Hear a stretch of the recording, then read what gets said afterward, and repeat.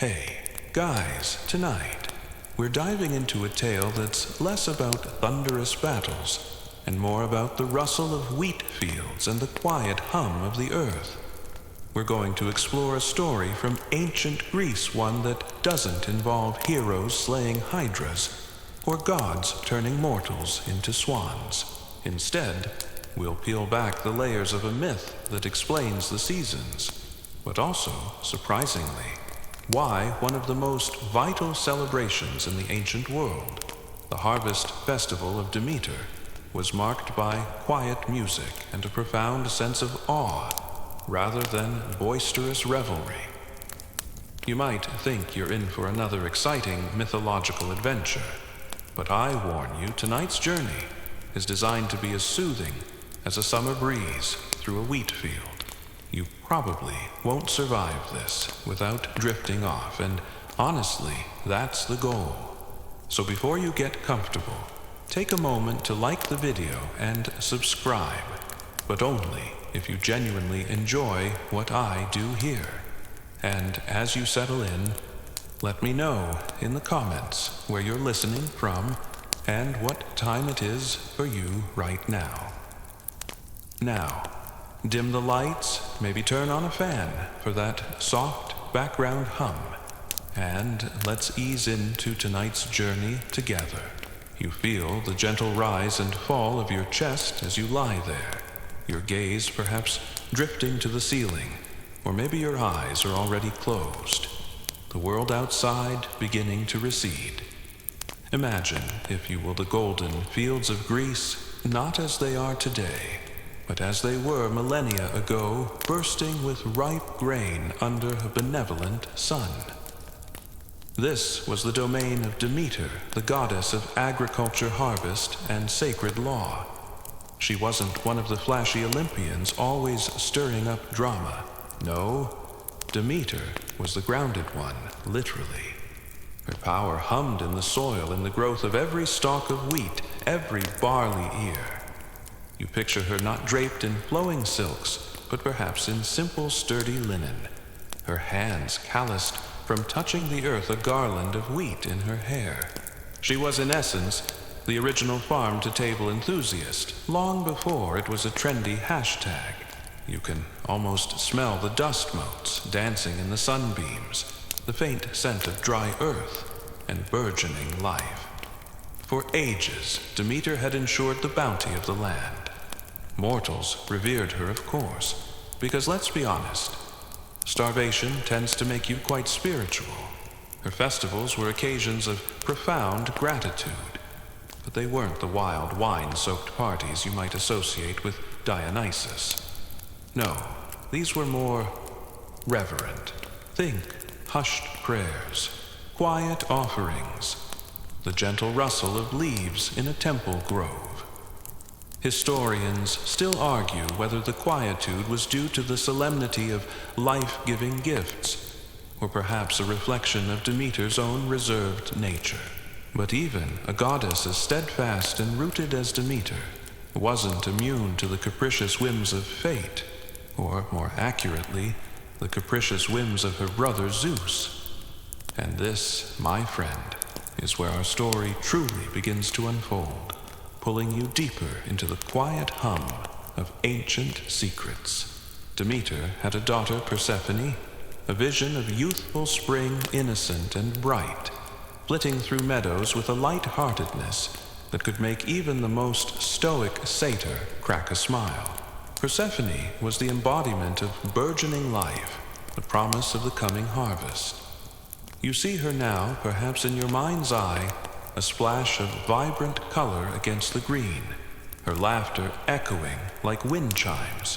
One day, as Persephone gathered wildflowers in a sun-drenched meadow, a chasm opened in the earth. Not a rumble, not a crash, but a sudden silent tear in the fabric of the world. And from this yawning abyss emerged a chariot drawn by black horses, their eyes like smoldering coals, driven by a figure cloaked in shadow, Hades, lord of the underworld. Now, you might think, well, that's a bit dramatic for a first date. And you'd be right. This wasn't a courtship. This was an abduction. You can almost feel the chill that must have spread through the meadow as the sunlight was swallowed by the sudden darkness. Persephone, caught entirely off guard, had no time to scream, no time to resist. She was scooped up, her cries muffled by the rushing wind, as the chariot plunged back into the depths, the earth closing behind them as if it had never opened. The silence that followed must have been deafening, a vacuum where laughter and birdsong had just been. You try to imagine that moment, the sudden absence, the world holding its breath. It's a bit like when you're watching a suspenseful movie, and the music suddenly cuts out, leaving you hanging in an uncomfortable quiet. Demeter, meanwhile, was far away tending to her sacred duties, perhaps overseeing the ripening of a new strain of barley, or ensuring a river flowed smoothly through a parched field. She felt no tremor, no cosmic shiver. Her world was still bathed in sunlight and the gentle rhythm of growth. But a mother knows. You know how it is, that gut feeling, that sudden, inexplicable knot in your stomach when something is wrong with someone you love. Demeter felt a shift, a faint discord in the harmonious hum of her existence, a note out of place in the grand symphony of the earth. When she returned to the meadow, she found only scattered wildflowers, their petals bruised and forlorn. The vibrant energy that had once filled the space was gone, replaced by an unsettling stillness. Her daughter, her bright, joyful daughter, was gone. And thus began Demeter's frantic search, a mother's desperate quest that would shake the very foundations of the world. You can picture her not sleeping, not eating her usual calm, replaced by a desperate urgency. She lit torches, 2 great pine torches, their flames licking at the darkness, and she wandered the earth, calling out Persephone's name, her voice growing hoarse, her heart growing heavy with every unanswered echo. She searched for 9 days and 9 nights across mountains and valleys, through forests and along rivers, her grief a tangible thing, seeping into the very land she cherished. It's like losing your car keys, but on a cosmic scale, and with infinitely higher stakes. This relentless search, this profound despair, was a departure from Demeter's usual steady demeanor. It showed that even goddesses, omnipotent as they might seem, were susceptible to the most human of emotions, agonizing loss. This universal theme of a parent's grief for a lost child resonates across cultures, and time a testament to the enduring power of familial bonds. The Eleusinian mysteries, which we'll delve into later, were intrinsically linked to this myth, serving as a symbolic reenactment of Demeter's suffering and Persephone's return. It was a core belief system in ancient Greece, a quirky tidbit. Some scholars suggest the Eleusinian mysteries might have involved psychoactive substances, though of course this is highly debated and largely speculative. Historians still argue whether the initiates experienced genuine visions or were simply guided by the dramatic ritual itself. But for now, you just feel the quiet weight of Demeter's sorrow settling over you, a blanket of melancholy that mirrors the descending night. You're still with Demeter, her face etched with sorrow, the torchlight flickering in her haunted eyes as she scours the desolate landscape. The earth, usually so responsive to her touch, now offered no comfort, no clue. Her heart, which had once pulsed with the rhythm of growth, now beat with a frantic, desperate rhythm. She questioned everyone and everything, the nymphs, the river gods, even the distant unblinking stars. But no one had seen her daughter. No one could offer a shred of hope. It's a bit like when you're looking for something you've misplaced and you've checked the same spot 10 times, hoping it will magically appear. Demeter's search was that, but magnified by infinite despair. Finally, her journey led her to the sun god Helios, whose fiery gaze sees all that transpires on earth. You can imagine the scene: Demeter, weary and disheveled, standing before the dazzling chariot of the sun, its light harsh and unyielding against her grief-stricken face. With a voice raw from calling Persephone's name, she pleaded with Helios to reveal what he had witnessed.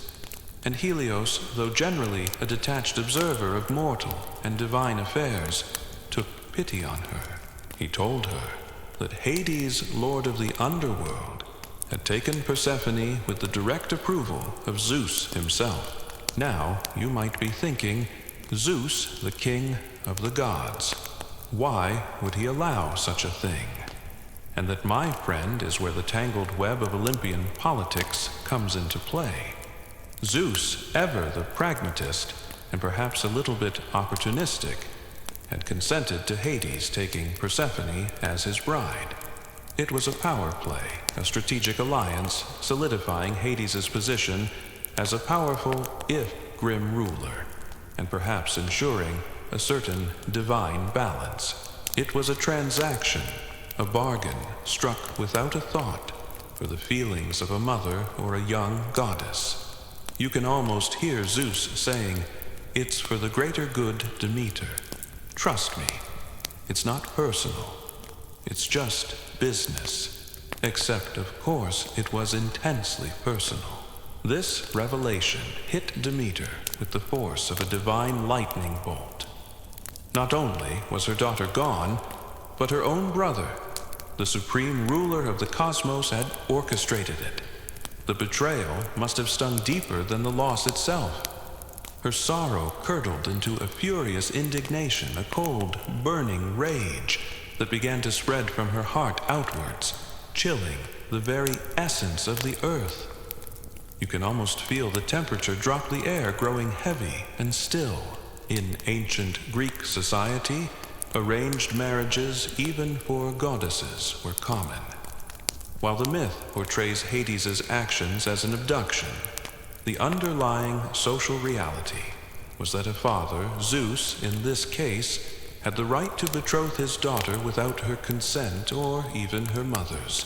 This myth therefore serves as a divine reflection of mortal societal norms, making Demeter's anger not just about a mother's loss, but also about a woman's powerlessness in a patriarchal system. Historians still argue whether Zeus's consent was solely for political expediency, or if there was a deeper, perhaps even necessary, cosmic purpose behind Hades' choice. Demeter, consumed by her grief and anger, abandoned her divine duties. She left Mount Olympus, forsaking the company of the other gods, their feasts, and their petty squabbles. She disguised herself as an old woman, her divine radiance veiled, and wandered the earth a mournful shadow among mortals. Her heart was a desolate landscape, and she began to reflect that inner barrenness onto the world around her. You can imagine her trudging through fields that just days before had been vibrant and green, now slowly fading to brown beneath her sorrowful gaze. It's a bit like when you have a really bad day, and it feels like the whole world is conspiring against you. Even the weather seems glum. She sought refuge in Eleusis, a mortal town where she was taken in by the kind family of King Celeus. Here, in a moment of quiet despair, she was offered a cup of kykeon, a mixture of barley water and mint. A humble drink, but one that resonated with her domain. The simple act of hospitality, a small, flickering flame of human kindness, was one of the few things that pierced her profound sadness. It's a quirky tidbit that this drink, the kykeon, became a central ritualistic element in the later Eleusinian mysteries, symbolizing Demeter's communion with mortals during her time of suffering. It was a simple, nourishing beverage, yet it held profound spiritual significance. But even kindness couldn't fully mend her broken heart. Her grief was too immense, too fundamental. As the seasons turned, or rather, as they failed to turn, the earth began to sicken. The seeds Demeter had sown in the spring refused to sprout. The fertile soil grew barren and hard. The rivers dwindled, and the trees shed their leaves prematurely, their branches bare and skeletal against the gray sky. You can almost hear the soft, rustling whisper of dying leaves, the mournful sigh of the wind. The world was experiencing a perpetual autumn, a winter that refused to yield to spring. Famine began to grip the land, a terrifying, creeping monster that stalked every village, every city. Mortals, deprived of their sustenance, grew weak and desperate. Their prayers to the gods, usually filled with requests for bounty and prosperity, now turned into desperate pleas for survival. You picture the starving people, their eyes hollow, their voices thin, looking up at a sky that offered no relief. It's a sobering thought, isn't it, how fragile life can be when the very earth decides to hold its breath. The other gods on Olympus began to take notice, not because they particularly cared about mortal suffering. Let's be honest, they were often quite detached, but because the sacrifices and offerings from humanity, their primary source of reverence and sustenance, were drying up. No crops, no offerings. No offerings, no divine perks. It was a matter of divine economy. Hermes, Iris, and even Zeus himself sent emissaries to Demeter, trying to reason with her, to persuade her to return to her duties, to restore the earth. But Demeter, immovable in her grief, simply shook her head. She would not allow the earth to flourish again, she declared, until her daughter was returned to her. No Persephone, no harvest. It was a cosmic stalemate, a silent, powerful protest that held the entire world hostage. You can almost hear the heavy silence, the unspoken challenge hanging in the air. Demeter, the usually gentle goddess, had become a force of unwavering, stony will, a power unto herself even against the will of Zeus. You can feel the chill in the air, a physical manifestation of Demeter's unending sorrow. The once vibrant green of the world has faded to muted browns and grays, and a hush has fallen over the land, broken only by the mournful whispers of the wind. This isn't just a bad season, you realize. This is a cosmic tantrum, a goddess-level hunger strike that threatens to undo all life. The rivers, once teeming with fish, now lie sluggish and shallow. The trees, their branches skeletal, seem to shiver with cold even in the midday sun. It's like watching a time-lapse of a garden wilting, but on a global scale, and with no happy ending in sight. The other Olympian gods, usually quite content to lounge about, feast, and occasionally meddle in mortal affairs, were now genuinely worried. Not for the starving mortals, mind you, at least not initially. Their primary concern was the complete cessation of offerings. Imagine a divine bureaucracy running out of funds. No more smoky sacrifices, no more lavish temples built in their honor. Their power, directly linked to mortal worship, was beginning to wane. Zeus, the mighty king of the gods, found himself in a truly uncomfortable position. He had given his consent to Hades, a deal that now seemed less like a shrewd move and more like a spectacularly bad investment. You can almost picture him pacing on Mount Olympus, probably muttering to himself, "Why did I agree to this? Why can't they just sort this out like normal families?" As if family drama on Olympus was ever normal. So Zeus, ever the pragmatist, when faced with a diminishing power supply, decided it was time to intervene. He sent messenger after messenger to Demeter, trying to reason with her, coax her, even command her to return to her duties. But Demeter, shrouded in her mortal disguise, remained implacable. Her grief had solidified into an unshakable resolve. She was not just sad, she was utterly broken, and that brokenness had become her strength. My daughter first. She would declare her voice a low resonant rumble. Then, the harvest. It was a non-negotiable demand, a mother's ultimatum, that held the fate of the world in the balance. In ancient Greek society, there was a deep reverence for oaths and divine promises. Even Zeus, for all his power, was bound by certain cosmic laws and agreements, which is why he couldn't simply snap his fingers and retrieve Persephone. This binding nature of oaths is a recurring theme in Greek mythology, and often leads to complex dilemmas for the gods themselves. A quirky tidbit, the Greeks even had a minor deity, Horkos, who personified oaths and would punish those who swore falsely. So, when Zeus made a deal, even if he regretted it, there were cosmic consequences to breaking it. Historians still argue whether Zeus's initial consent to Hades was an act of genuine paternal approval for his brother, or simply a convenient way to consolidate power within the Olympian hierarchy. Finally, realizing that gentle persuasion and divine threats were utterly useless against Demeter's unyielding grief, Zeus decided he had only one option left: direct negotiation with Hades.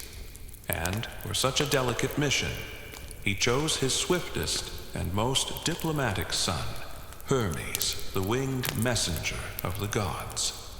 You picture Hermes, now his caduceus, gleaming his winged sandals a blur, descending from the bright realm of Olympus into the chilling darkness of the underworld. It's a sudden shift, isn't it? From the muted desolation of the starving earth to the oppressive, inescapable gloom of Hades's domain.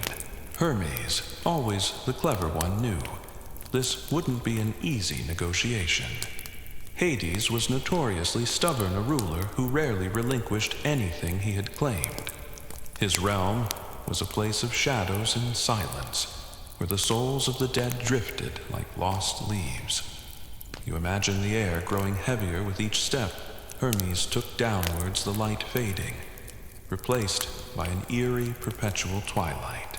The river Styx, dark and uninviting, probably coiled below him its ancient waters, mirroring the despair of its shores. He finally arrived at Hades's palace, a formidable structure crafted from black stone and obsidian, its gates guarded by the multi-headed dog Cerberus. Even Hermes, with all his divine swagger, would have approached with caution. Inside, the atmosphere would have been chillingly regal. Hades, the somber king, sat upon his throne, a stern, unyielding figure, his eyes perhaps gleaming faintly in the gloom. And beside him, draped in shadowy robes, was Persephone. You focus on Persephone for a moment. What must her life have been like in this realm of the dead, the vibrant, innocent goddess of spring, now queen of the underworld? It's a stark contrast. She was surrounded by the shades of the departed, by the eternal silence, broken only by the mournful sighs of the damned. No sunlight, no wildflowers, no laughter echoing through meadows. Her days were spent overseeing the silent procession of souls. Her crown probably felt like a heavy burden. It's a bit like being trapped in a really long, really quiet library, where all the books are about existential dread. Not exactly a dream vacation. Hades, for his part, seemed to genuinely love Persephone in his own dark, possessive way. He valued her beauty, her quiet dignity, and perhaps even the flicker of life she brought into his desolate kingdom. This is a quirky tidbit. While the myth is often portrayed as a brutal abduction, some later interpretations suggest a more complex dynamic, where Persephone eventually came to terms with her role, or even found a strange kind of power in it. It's a nuanced look at a relationship often simplified as pure villainy. Hermes delivered Zeus's message a plea and a warning. The earth was dying, humanity was perishing, and with them the offerings to the gods.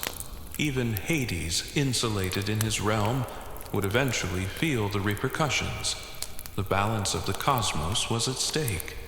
You picture Hermes maintaining a respectful but firm demeanor, laying out the dire consequences of Demeter's unchecked grief.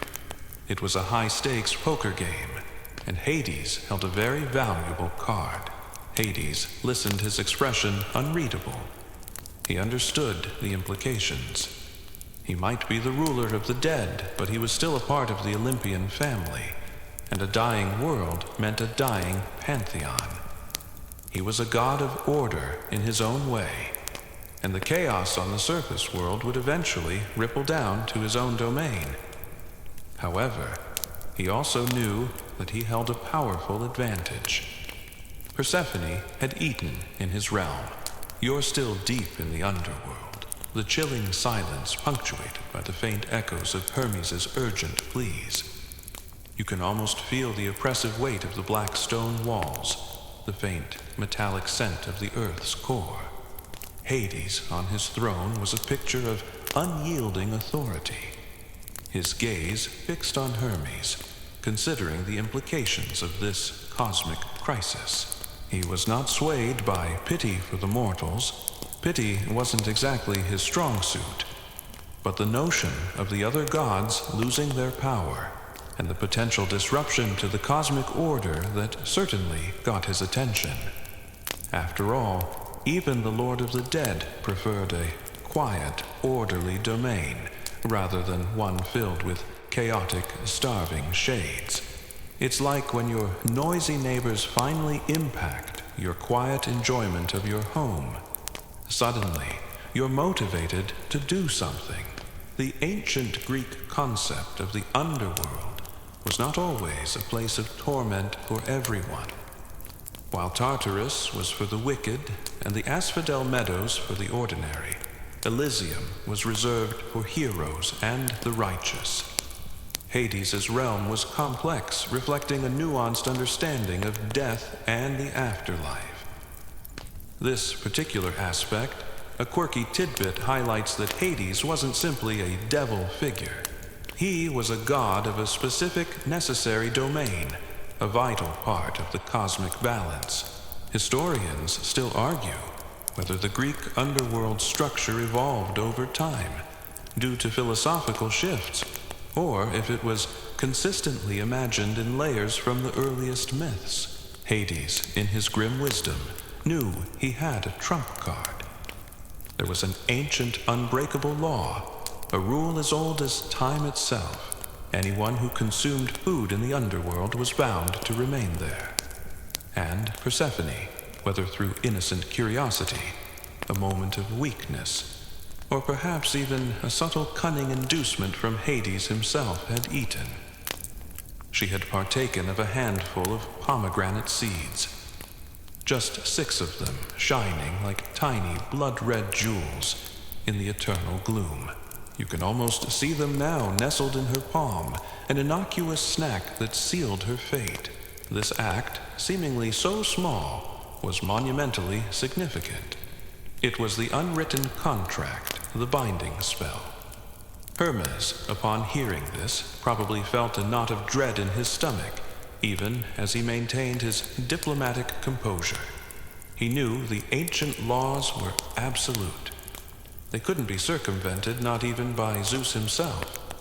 It was a bit like signing a non-compete clause in an eternal employment contract.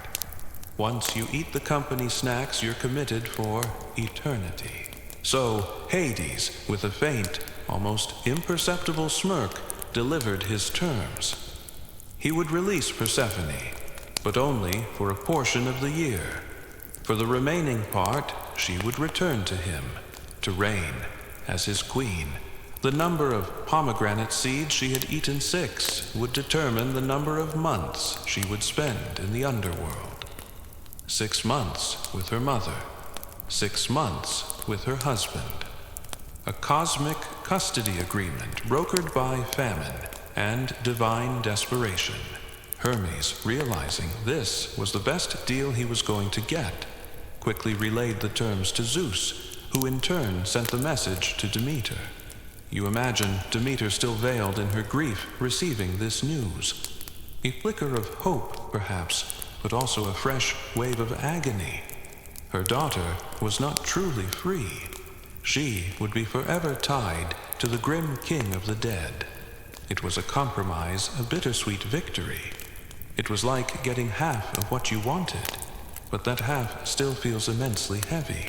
Despite the pain of the division, the prospect of seeing Persephone again, of having her return to the sunlit world, was enough to stir Demeter from her deep despair. Her anger began to recede, replaced by a yearning for her daughter. And as her heart slowly began to thaw, so too did the earth. You can almost feel the faint tremble in the soil, the subtle shift in the air. As Persephone ascended from the underworld guided by Hermes, the world transformed. The gray skies, lightened patches of green began to emerge from the barren earth, and the rivers swelled with new life. Her return was not a sudden burst of spring, but a gradual, gentle awakening. You picture the first tender shoots pushing through the soil, the tentative unfurling of leaves on the skeletal branches. It's a slow, quiet miracle, like watching a seed finally germinate. This annual cycle, this painful compromise birthed the seasons. When Persephone is with Hades in the underworld, Demeter grieves. Her sorrow blankets the earth, bringing forth the barrenness of autumn and the cold, dormant hush of winter. The world reflects her mother's heartbreak, resting, waiting. Then, when Persephone returns to the surface, a wave of joy washes over Demeter.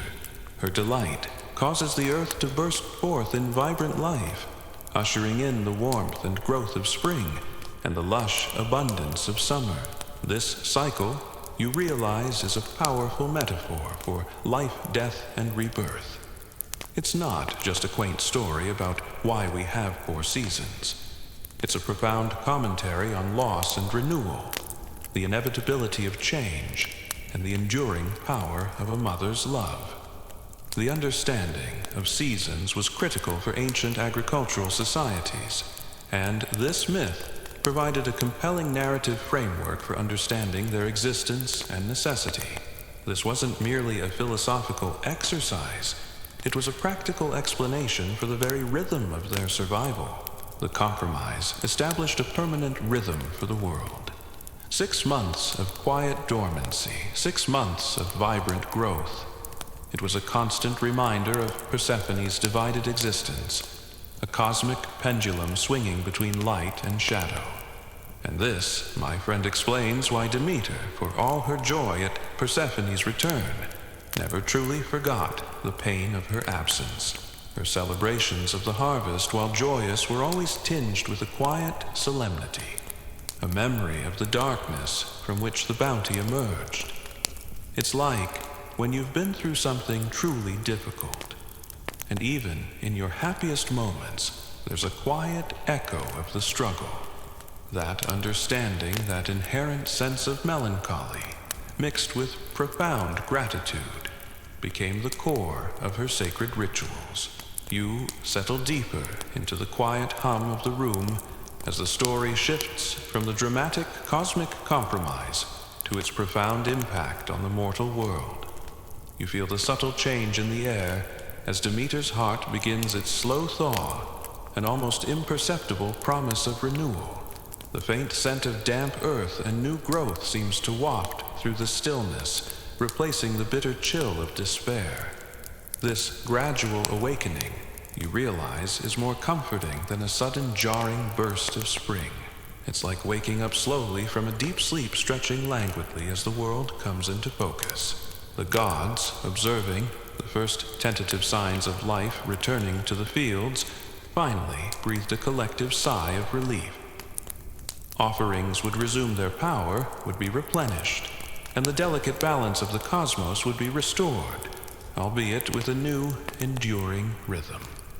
Zeus, no doubt, was particularly pleased to have averted a full-blown divine crisis, though you can almost hear him grumbling about the emotional volatility of his relatives. It's a bit like when you've successfully navigated a complex family holiday, and you're just glad everyone made it through without a major incident.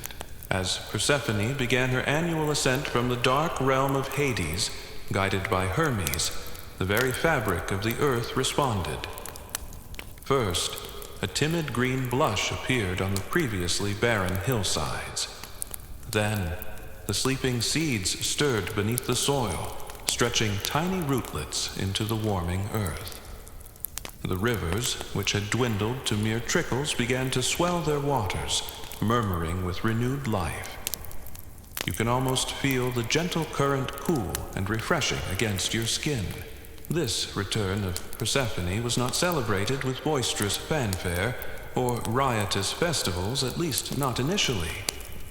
For Demeter, her joy was profound, but tinged with the bittersweet knowledge that her daughter would leave her again. It was a quieter, more reflective happiness, a deep sigh of relief rather than an ecstatic shout. This quiet reverence, this understanding of loss inherent in renewal, became the bedrock of the most important agricultural rites in ancient Greece, the Eleusinian Mysteries. The Eleusinian Mysteries were secret religious rites held annually in honor of Demeter and Persephone at Eleusis near Athens. They were considered the most sacred and ancient of all Greek religious festivals, drawing initiates from all walks of life and all corners of the Greek world. A quirky tidbit about the mysteries: we actually know remarkably little about the core rituals, because initiates were bound by a strict oath of secrecy, punishable by death if broken.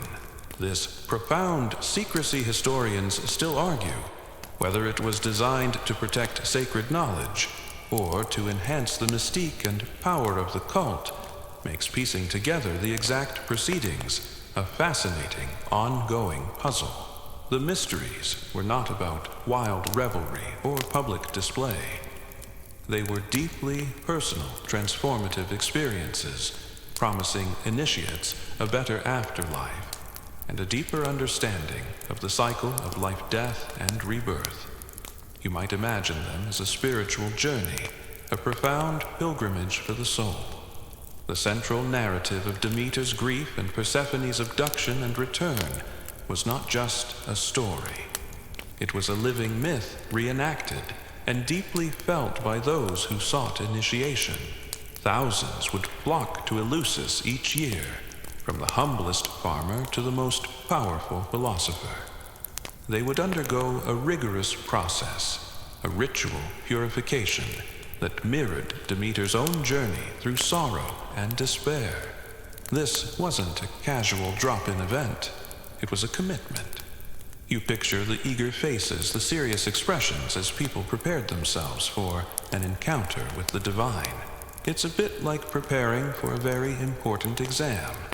But the subject matter is your soul and your destiny. The process began in Athens, miles from Eleusis, with public rites and a grand procession. This public display served as a prelude, building anticipation and marking the solemnity of the journey. You can almost hear the rhythmic tramp of feet, the low chanting, as the initiates carrying symbolic items made their way along the sacred way, the ancient road connecting Athens to Eleusis. This long walk was itself a form of purification, a physical and spiritual cleansing. As they approached Eleusis, the atmosphere would shift, becoming more hushed, more charged with an almost palpable energy. The air would thicken with the scent of pine and incense, and the distant murmur of voices would deepen into a low thrum. It's like approaching a sacred space where every sound, every shadow seems to hold deeper meaning. Once inside the precinct of the sanctuary, the initiates would undergo further purification rituals. These involved fasting prayers and often ritual cleansing in the sea. This rigorous preparation was designed to strip away the mundane, to make them receptive to the profound experiences that awaited them. You imagine the chill of the sea water, the feeling of the salt on your skin, a symbolic washing away of all that is trivial and distracting. It's not a quick shower, but a complete immersion, body and soul. The highlight of the mysteries was the secret night ceremony held in the Telesterion, the great hall of initiation. What exactly transpired within those hallowed walls remains shrouded in mystery, thanks to the unbreakable vow of secrecy. But it is believed that initiates witnessed sacred dramas, perhaps reenactments of Demeter's search and Persephone's return, using sacred objects known as the Hiera. You imagine the dimly lit hall, the hushed whispers, the flickering torchlight casting dancing shadows on the ancient walls. The profound experience within the Telesterion was said to grant initiates a unique insight into the nature of life and death, and the promise of a more blessed existence in the afterlife. It was a revelation, a moment of profound spiritual enlightenment that transcended mere understanding. It wasn't about being told something. It was about experiencing it. This promise of a blessed afterlife, a guarantee of peace beyond the grave, was a powerful draw for a world facing the uncertainties of mortality. It offered comfort and hope in a way that many other cults did not. This, my friend, is why Demeter's harvest was celebrated with quiet music. The bounty of the earth was not just a gift of food.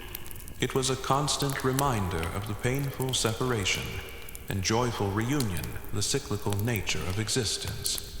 The harvest was a sacred testament to enduring love and the promise of rebirth, a miracle born from profound sorrow. And as you feel the quiet settling over you, you begin to understand that some of the deepest joys are found not in boisterous celebrations, but in the profound hushed reverence for the cycles of life itself. You are now envisioning the sacred site of Eleusis, miles from the bustling city of Athens, a place shrouded in an aura of ancient sanctity. The very air around the sanctuary would have felt different, charged with history and spiritual anticipation.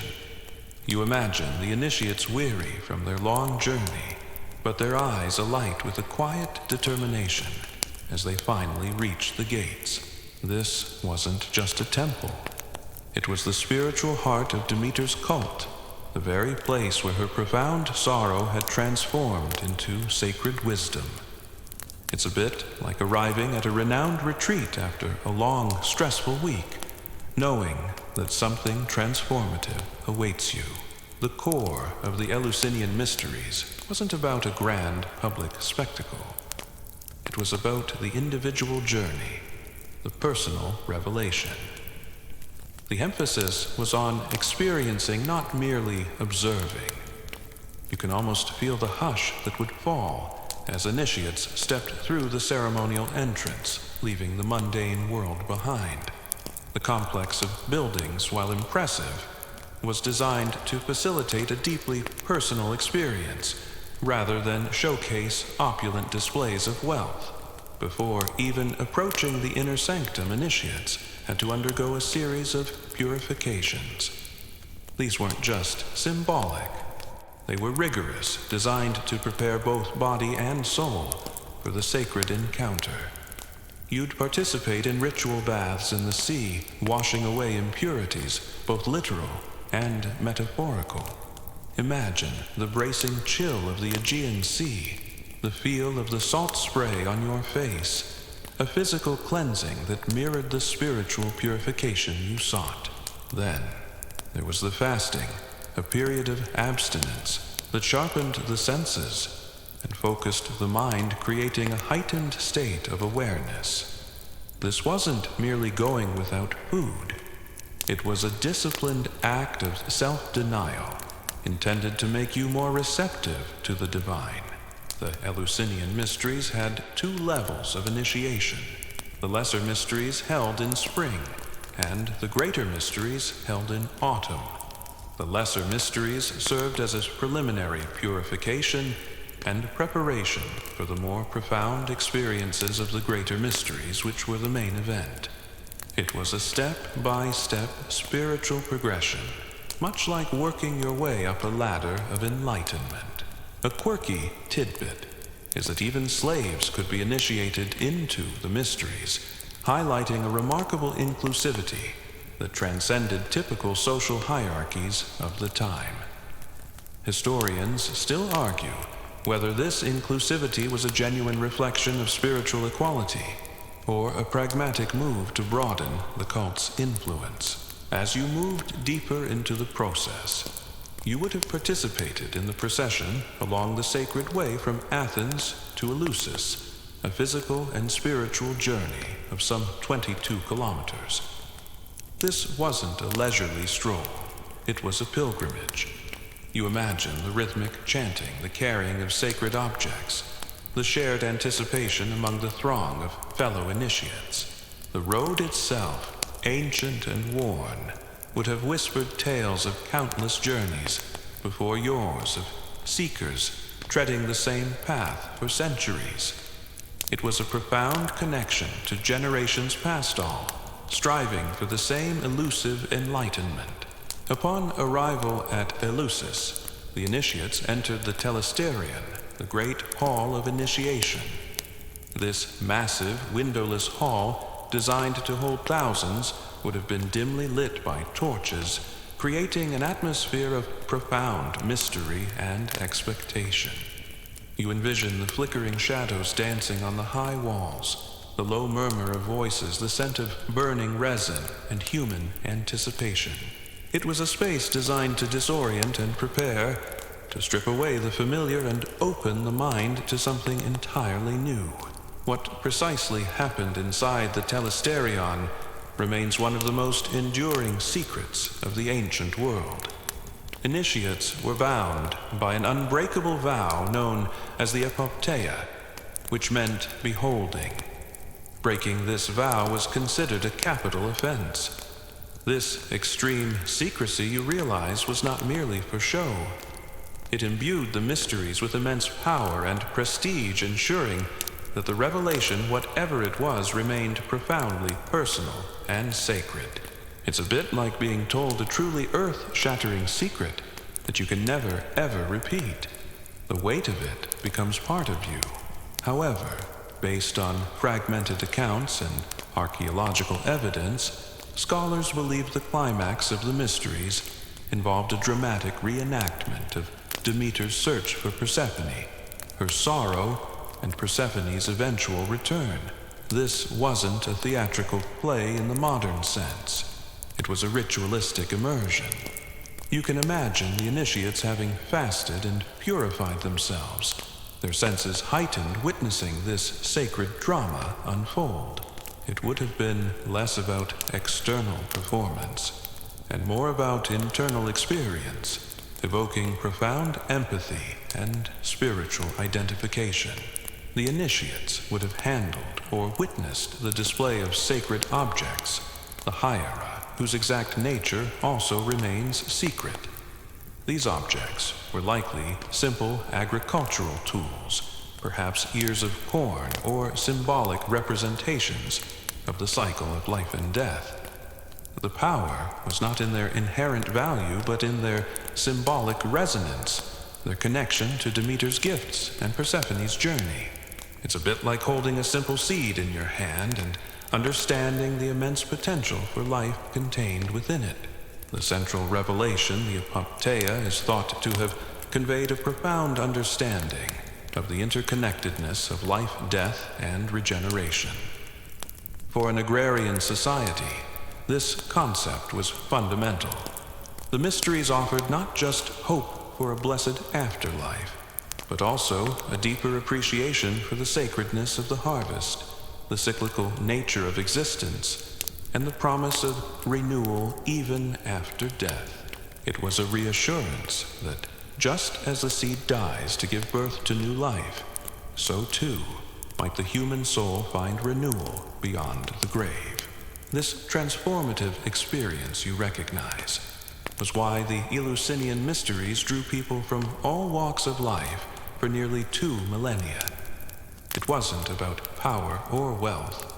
It was about meaning and hope. It provided a spiritual anchor in a world that could be harsh and unpredictable, offering a sense of purpose and comfort in the face of mortality. The quiet music, the solemn rituals, the deeply personal experience, it all coalesced into a profound understanding of Demeter's gift, a gift not just of food, but of life itself, and the promise of its eternal return. You're still held in the gentle embrace of the Eleusinian mysteries, feeling the profound shift in how the ancient Greeks perceived life and death, and how that perception quietly shaped their most sacred harvest rituals. The revelation of the Hira and the experience of the Apopteia left an indelible mark, transforming fear into understanding and sorrow into a quiet, enduring joy. This wasn't just a fleeting emotional high. It was a deeply ingrained spiritual truth that echoed through their daily lives. You feel that quiet resonance now, a steady hum of understanding in the stillness. The profound impact of the Eleusinian mysteries on initiates can hardly be overstated. Imagine spending days in rigorous purification, undergoing a long pilgrimage, and then finally entering a darkened hall where through symbolic drama and the revelation of sacred objects, you experienced a truth so fundamental it reshaped your entire worldview. The promise of a blessed afterlife, a stark contrast to the often bleak and shadowy Greek underworld, was a particularly powerful draw. You can almost feel the immense relief the weight lifted from the shoulders of those who had previously faced death with dread. It was like being given a secret key to a hidden garden full of light and peace that you never knew existed. The Eleusinian mysteries thrived for nearly 2,000 years, from around 1500 BCE to the 4th century CE, until they were suppressed with the rise of Christianity. This incredible longevity speaks to their deep resonance and enduring spiritual power. A quirky tidbit: the Roman Emperor Theodosius I, a devout Christian, officially closed the Eleusinian sanctuary in 392 CE, marking the definitive end of these ancient rites. Historians still argue whether the mysteries genuinely competed with early Christianity for adherence, or if their decline was simply a natural consequence of shifting spiritual landscapes. The mysteries, by providing a narrative of cyclical death and rebirth, offered solace and meaning in a world where life was often precarious and unpredictable. The annual descent of Persephone and her joyful return became a tangible metaphor for human existence. You learned that just as the grain seed must die by being buried in the earth before it can sprout into new life, so too might human existence find renewal beyond the grave. This wasn't merely a philosophical concept. It was a felt truth reinforced by the very rhythms of the agricultural year. This understanding permeated every aspect of their lives, especially their relationship with the earth and its bounty.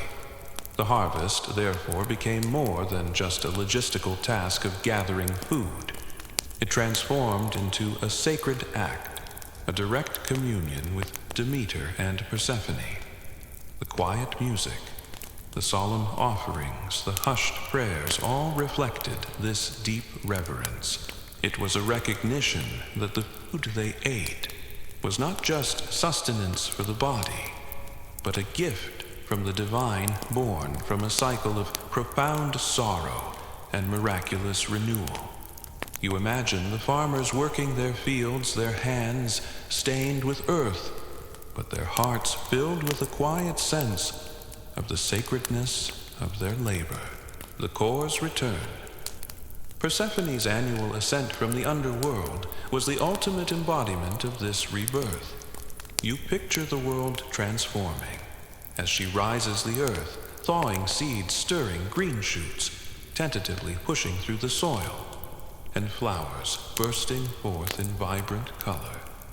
It's a gentle, exquisite awakening, a visual symphony of life returning. Demeter's joy, while always tempered by the knowledge of the coming separation, was immense and expressed through the flourishing of the land. This annual reunion was not a moment for wild, drunken celebration. Instead, it was a time for profound gratitude, a deep internal wellspring of thankfulness.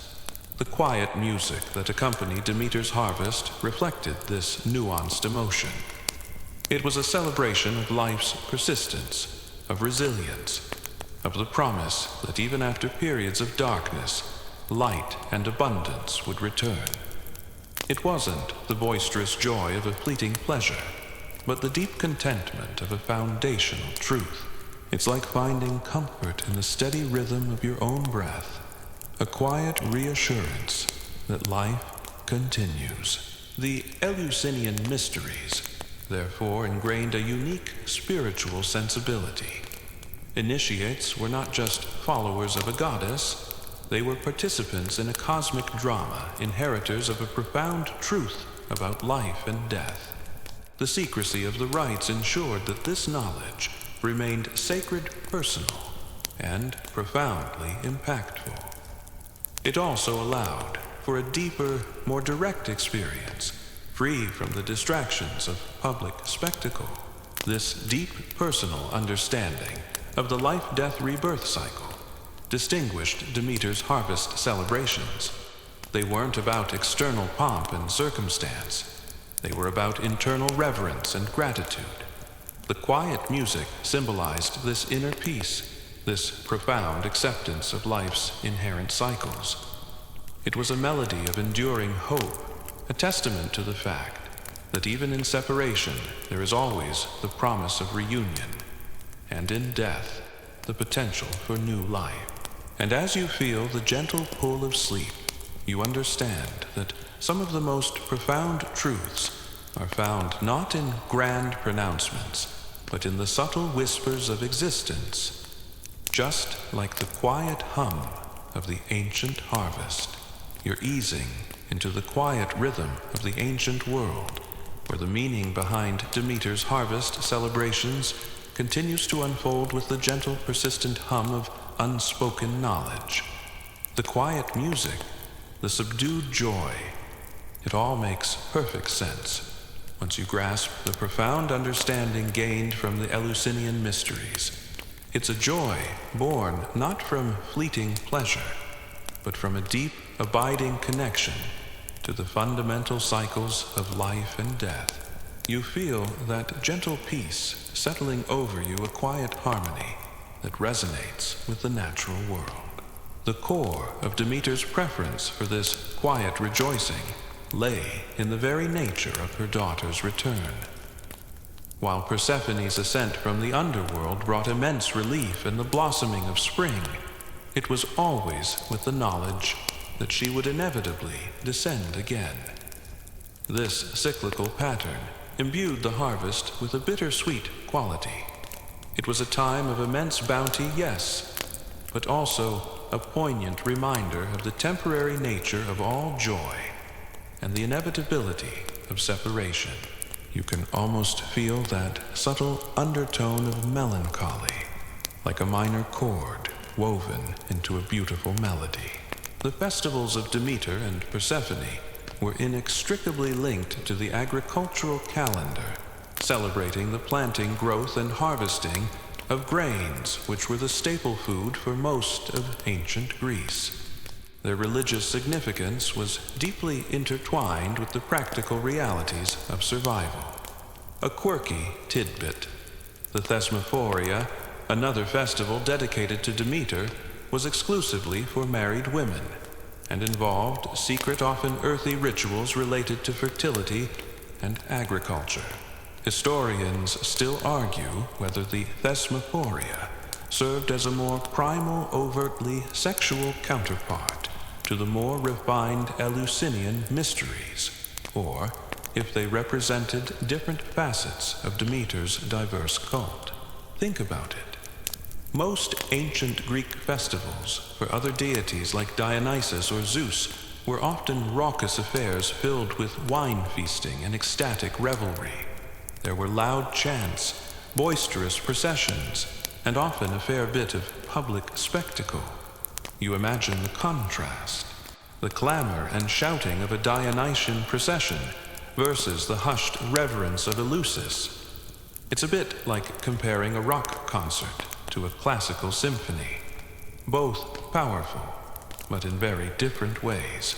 Demeter, the grounded goddess of the earth, represented a different kind of divine power. Her domain was growth, sustenance, and the sacred laws that governed the natural world. Her connection to humanity was through the very food that sustained them, a direct, intimate bond. The quietness of her celebrations reflected this fundamental connection. It was about profound gratitude for life itself, a recognition of the miraculous nature of the harvest, which emerged from the darkness of the earth, just as Persephone emerged from the underworld. The Eleusinian mysteries instilled this understanding in the initiates. They had witnessed the apotheia, the profound revelation that connected the death of the seed to the birth of new life and human mortality, to the promise of renewal. This knowledge was not something to be shouted about in the streets. It was a sacred truth to be held deep within the heart. Their joy was internal, a quiet contentment born from understanding the cosmic dance of creation and dissolution. You imagine the harvest-gathering families working together in the golden fields, the rhythmic swish of the sickle, the heavy baskets filled with grain. The air would be filled not with shouts, but with the quiet murmur of voices, the rustle of leaves, and perhaps the soft, repetitive melody of a flute or lyre. This gentle music wouldn't incite frenzied dancing, but rather a reflective swaying, a calm procession of gratitude. It was a celebration of continuity of the enduring cycle of life that permeated every aspect of their existence. The offerings made to Demeter were also likely quiet and respectful. Not the flamboyant sacrifices of burning animals that characterized other cults, but perhaps offerings of the first fruits, humble loaves of bread made from the new grain pitchers of water or kykeon.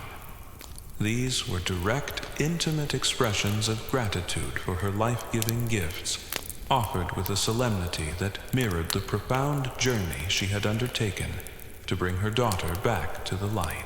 It's a bit like receiving a very personal, meaningful gift and responding with quiet appreciation, rather than a loud exclamation. This distinction in celebration style highlights a broader philosophical divergence in ancient Greek religion. While some gods embodied raw, unrestrained forces, Demeter represented the deep, quiet power of cycles' growth and enduring life. Her celebrations were a reflection of this profound, understated strength. They taught initiates that true abundance wasn't about flashy displays, but about the steady, reliable rhythm of the earth and the unwavering love that ensured its bounty.